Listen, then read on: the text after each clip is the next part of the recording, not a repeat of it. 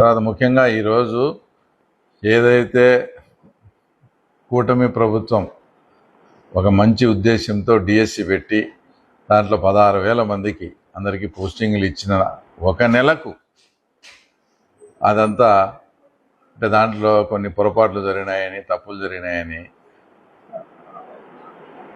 ఆ తర్వాత నిరసన పేరుతో ఈరోజు పులివెందులలో ఎంత రాద్ధాంతం. ఇవన్నీ మన పులివెందుల ప్రజలకు అవసరమా? ప్రశాంతంగా ఉండే పులివెందులను ఏదో రకంగా డిస్టర్బ్ చేసి ఇక్కడ ఏదోటి అల్లర్లు క్రియేట్ చేయాలని ఆ గేట్లు మూస్తే దాన్ని తోసుకొని పోయి అదంతా చేసి ఏమరంతా పోలీసులు కానీ వాళ్ళు సమయం పాటించకపోతే అదొక పెద్ద ఇష్యూ అయ్యి శాంతి భద్రతలకు ఆ పరిస్థితి వచ్చేది. ఇవన్నీ ప్రశాంతంగా ఉండే మన పులివెందులకు అవసరమా? పర్మిషను మీకు ఇవ్వడం లేదు. ఎక్కడైతే మీరు చెప్పినారో అక్కడ ఉండండి. అక్కడ నుంచి ఒక 100 నుంచి 150 మంది ఇంపార్టెంట్ లీడర్స్ ఆర్డీఓ ఆఫీస్ దగ్గరికి మీరు కావాలంటే వెళ్ళొచ్చు.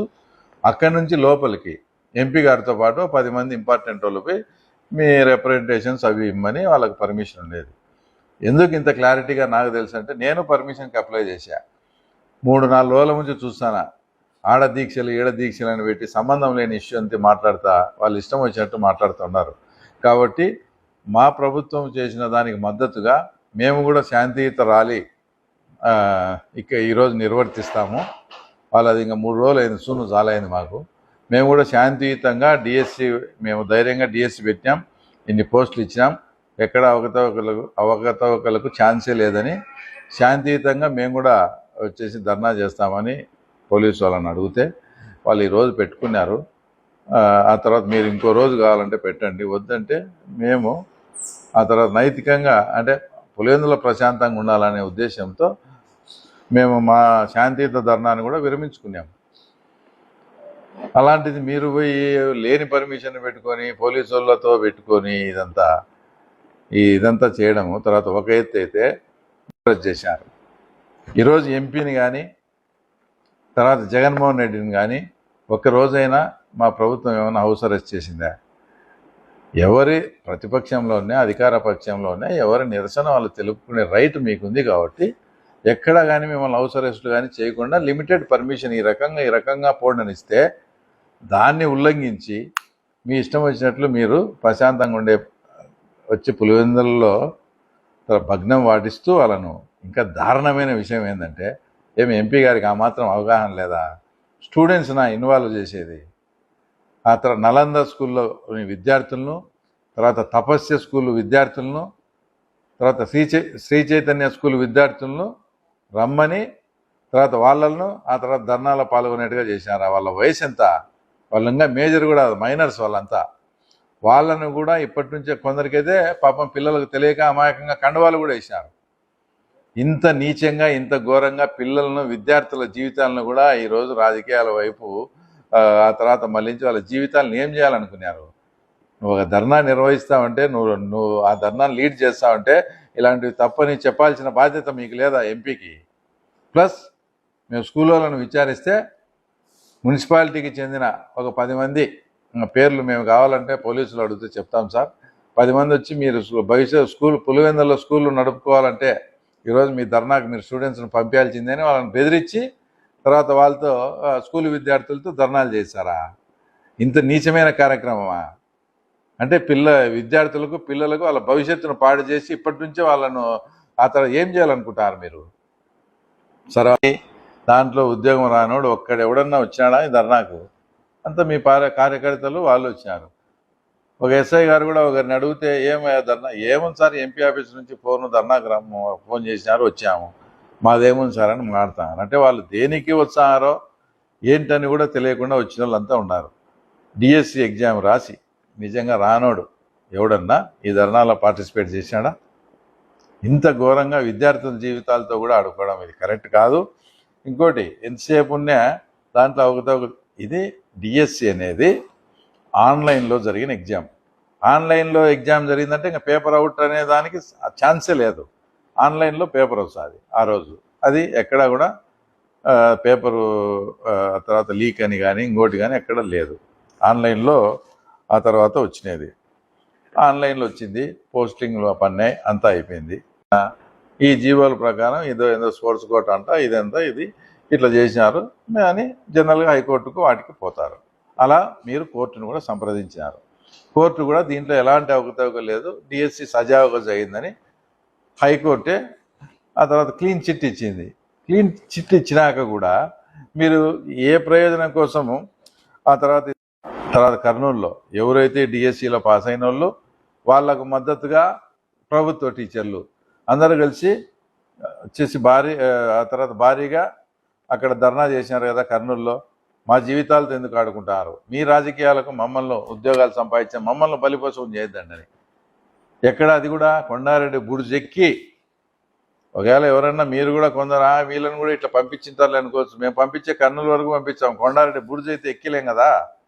కొండారెడ్డి బుడిజి ఎక్కి మా జీవితాలతో దయచేసి మీరు ఆటలాడుకోవద్దండి, మేము సొంతంగా రాసి చదువుకొని కష్టపడి రాసిన దాని మీద రాద్ధాంతం చేయకండి, మేము స్వయంగా మేము సంపాదించుకునే ఉద్యోగాలు ఇవి, దీంట్లో ఎవరి ప్రమేయం కానీ ఎలాంటి అక్రమాలు కానీ జరగలేదని వాళ్ళు అంతగా చాటి చెప్పిన సందర్భం కూడా పరిపాలించినారు కదా.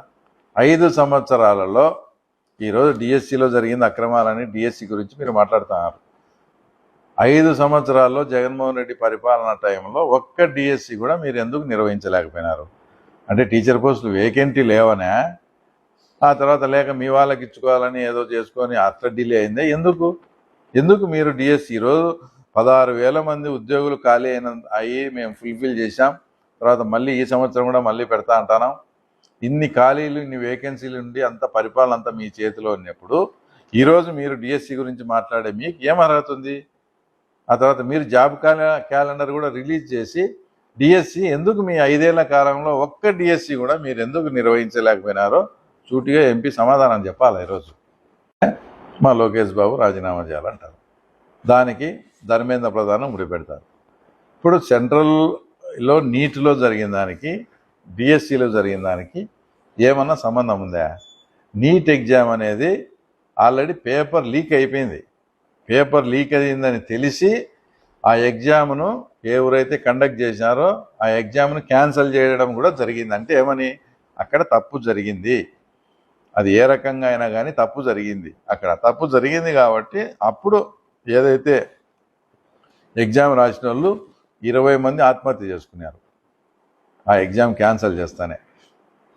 అంతటి సీరియస్ ఇష్యూ అయిపోయి దాన్ని ఏదైతే కాక్రోచ్ పార్టీ కావచ్చు, జంజీ ఉద్యమము ఇట్లా మీలాగా ఇట్లా ఎవడంటే వాళ్ళు కాకుండా నిజంగా బాధితులు చేసినారు కాబట్టి ఆ ఉద్యమం సక్సెస్ అయ్యి దాంట్లో ధర్మేంద్ర ప్రధాన్ రాజీనామా చేయాల్సిన పరిస్థితి వచ్చింది. ఇక్కడ ఏం జరిగింది? అక్కడ పేపర్ లీక్ అయింది, ఎగ్జామ్ కూడా మళ్ళీ కండక్ట్ చేశారు. ఇక్కడ ఏం జరిగింది?